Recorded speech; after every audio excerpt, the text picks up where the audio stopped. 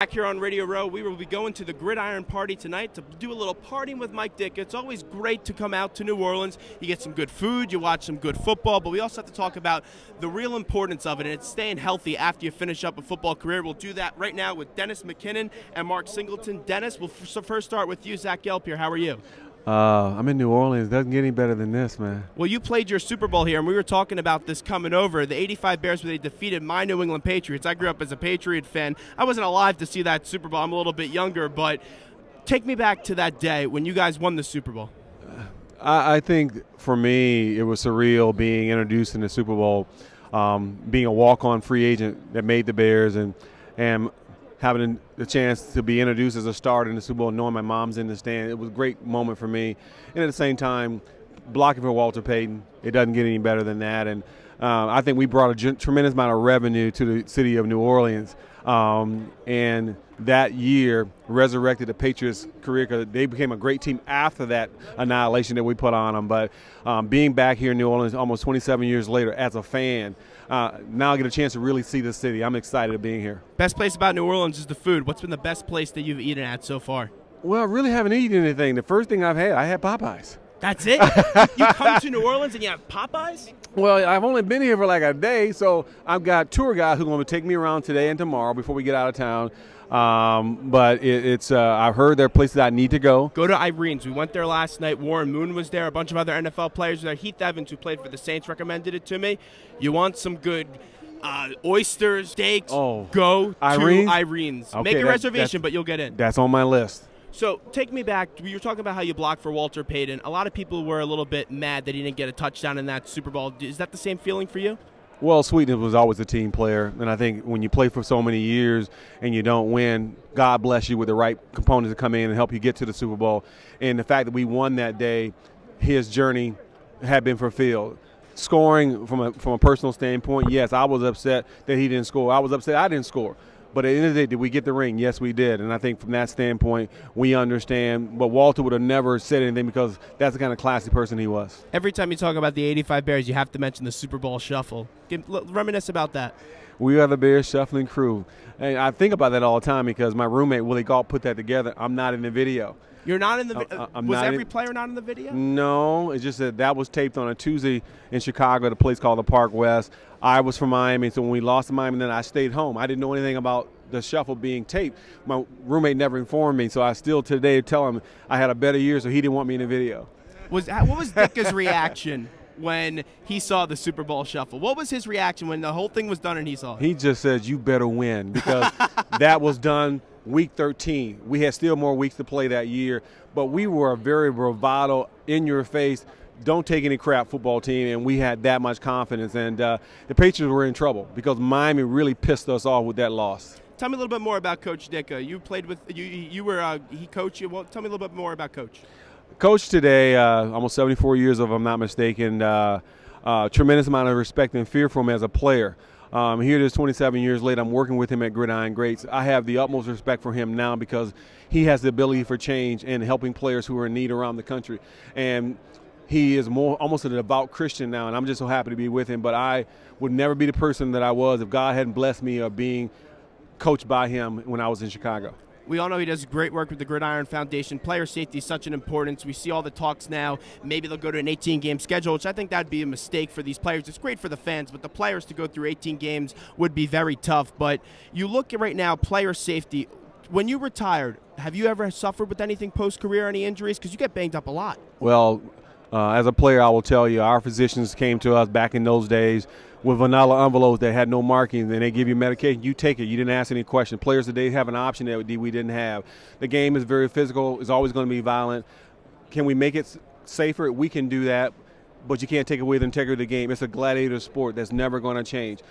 A lot of things that happen to so many players because there was never any acknowledgement, disclosure about that kind of safety years ago. What can we do to make the game better for our generations who are coming now to play this game? We have to take care of those players who came before who have irreparable damage when the spotlight wasn't on their health care. And so if we can make, I can say, antidotes now to help players recover, have a better quality of life now that they're retired, it will send a message that the league cares. And the commissioner, I think, is doing a great job with that moving forward. So you have no problem with Bountygate, anything that happened after that, any of the ramifications that happened with everything? You're fine with everything, the way the commissioner's handling everything? Well, you know what? At the end of the day, as an employee, I'm never an owner. I'm never a coach. You can't do anything about certain things that happen in your league because the league is almost like God. They're going to do what they want to do. Certain things, there are crooks anywhere you go. Crooks are sometimes the ones who always get the new contract. They always land on their feet. Certain things that are practiced in this game that are not ethical, we can't do anything about a select few. There are too many great players and people who make the game what it is to be basically spearheaded on national TV about some of the bad people in this game, because you're going to find that anywhere. What happened in New Orleans is a travesty. Unfortunately, if the tape was not disclosed about what was happening in New Orleans, we would have never known about it. But how do we address that, how we move forward, that this never happens again? And I think the commissioner is doing that. Dennis, it's great to see you. Thanks so much for coming on. Now let's give the mic over to Mark, and we'll get a little bit more information about tonight's event. Yes. Hey, Zach. Mark, welcome. Thanks so much for joining us here on WHIP Radio in Philadelphia. I love Philly. It's one of my favorite cities in the country. So I'm a big food guy. I love food. You see the size of me, no doubt about it. Tell me a little bit more about Southern Foods. Southern Recipe, Rudolph Foods and Southern Recipe, we're the world's largest manufacturer of pork rinds. And this year we teamed up with Dennis McKinnon, Coach Dick, and the Gridiron Greats to raise some money for these great athletes who have given us so many afternoons of phenomenal entertainment all these years.